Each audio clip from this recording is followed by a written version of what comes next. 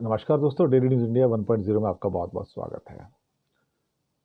दोस्तों, ये हिंदू सेनाएं ना अब ऐसा जिन हो गई जो बोतल से बाहर आ गई हैं। अब ये किसी के कंट्रोल में नहीं है। मोदी जी ने अजमेर की दरगाह पर हमेशा की तरह चादर भेजी। 10 बार से ज्यादा हो गया है कि जब वो चादर भेज चुके हैं, और अभी भी नए साल की शुरुआत में उन्होंने अजमेर की दरगाह पर चढ़ाने के लिए चादर भेजी, जिसको लेकर उनके जो मंत्री हैं किरण रिजिजू, वो जाएंगे वहां पर और प्रधानमंत्री के नाम से वो चादर चढ़ाएंगे। वहां पर मन्नत मांगेंगे, दुआएं मांगेंगे, जो भी है हर कोई करता है, अच्छी बात है। अब सवाल ये पैदा होता है कि बहुत सारे लोगों को तो दरगाह के नीचे किसी भगवान का मंदिर नजर आ रहा है, और जो हिंदू सेनाएं हैं उन्हें तो कुछ ज्यादा ही मंदिर नजर आ रहे हैं। उन्हें तो हर मस्जिद के नीचे मंदिर नजर आ रहा है भैया। अब आज तो अमित शाह बल्कि कश्मीर में जाके कह आए वहां पर कि भैया जी, लद्दाख में भी बहुत सारे मंदिर तोड़े गए हैं। क्या कहें साहब इनको। फिलहाल तो हमें इतना पता है कि हमारे सामने मंदिर कब तोड़ेंगे कब नहीं तोड़ेंगे तो पता नहीं, लेकिन भाई हमारे सामने एक मस्जिद जरूर तोड़ी गई थी जिसका नाम बाबरी मस्जिद था।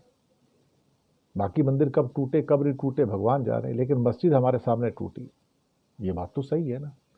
हमें यह भी पता है कि 234 चर्च तोड़े गए, जलाए गए मणिपुर में।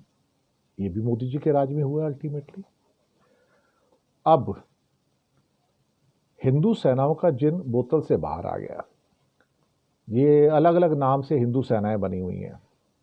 आग बबूला हो गई साहब। मोदी जी ने चादर कैसे भेज दी? हम तो केस लड़ रहे हैं कोर्ट में, और उसके नीचे मंदिर बनाएंगे। हम तो दरगाह वहां से हटा देंगे, वहां दरगाह वरगाह कुछ नहीं रहेगी, वहां मंदिर बनेगा। भक्त लोग आया करेंगे, प्रसाद चढ़ाएंगे, माल्यार्पण करेंगे।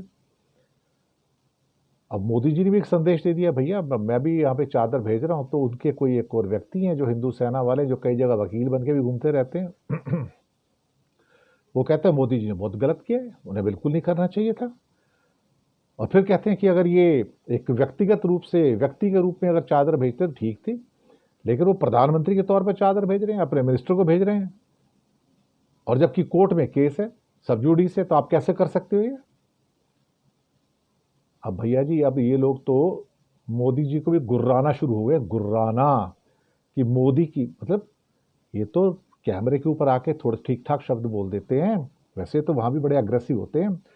पीछे तो मोदी को जम के गालियां दे रहे होंगे। पता नहीं कितनी गालियां दी होंगी माँ बहन की इन लोगों ने, हिंदू सेना वालों ने, और क्या क्या नहीं बोल रहे होंगे। बस कुछ वैसे ही ट्रोलिंग जैसे भागवत की हो रही थी ना कि हर मस्जिद के नीचे मंदिर में ढूंढो, जो उनकी ट्रोलिंग की इन हिंदू सेनाओं ने और भगवाधारियों ने। अब बस वो अब इनके पीछे पड़ गए, तुमने चादर कैसे भेज दी भाई? तो मुझे लगता है कि अब ना भागवत के हाथ से भी और मोदी के हाथ से भी ये हिंदू सेनाएं बाहर निकल चुकी हैं। अब ये एक तरह से कहा जाए तो हिंदू तालिबान की स्थापना हो गई है। अलग अलग रूपों में, अलग अलग शहरों में आपको मिलेंगे वो भगवाधारी मिलेंगे। तो भगवाधारी हिंदू तालिबान बन चुके हैं ये। क्या करोगे अल्टीमेटली? पैदा भी तो आपने किए थे ना। तो कभी कभी ऐसा होता है, जिन आप कोई खाने को दौड़ता है। वो ब्रह्मा जी की बहुत सारी कहानियां हैं कि ब्रह्मा जी ने किसी को वरदान दे दिया। कोई राक्षस वाक्षस होगा, बहुत सारे ऐसे राक्षस जिनको वरदान दिया। अब पता लग रहा है बाद में वो ब्रह्मा जी को खाने को दौड़ रहे हो, और ब्रह्मा जी जान बचाने को भाग रहे हैं उसके लिए। कभी इसके पास जाते, कभी वहां जाते, कभी शंकर के पास जाते, कभी विष्णु के पास, मेरी जान बचाओ यार। तो बोलता है भाई तू सोच समझ के वरदान दिया कर ना तू भी तो।